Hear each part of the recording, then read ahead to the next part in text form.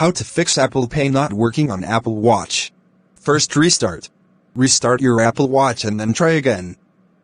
This is easy to do. Restarting may fix your Apple Watch's Apple Pay problem.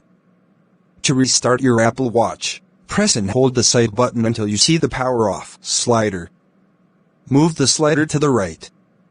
Wait 30 seconds for your watch to turn off. Then press and hold the side button again until the Apple logo appears. Second update. Ensure that your iPhone and watch are up to date. Here is how. 1. On iPhone, go to Settings General Software Update. 2. On Apple Watch, Settings General Software Update.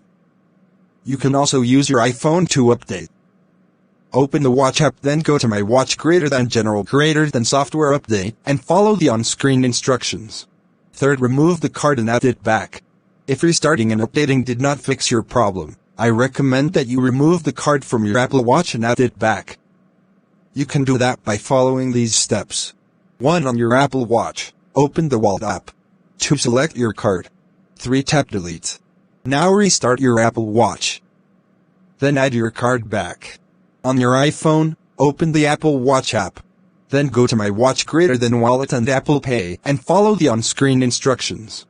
4th, Assistive Touch. Some users have said that turning on Assistive Touch on Apple Watch made Apple Pay stop working. Assistive Touch is an accessibility feature that is available on Apple Watch SE and Apple Watch Series 6 and later models.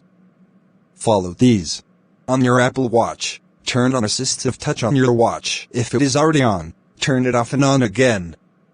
You can do that by going to Settings Accessibility Assistive Touch. Turn off the Confirm with Assistive Touch option. Then turn off Assistive Touch. Test Apple Pay now.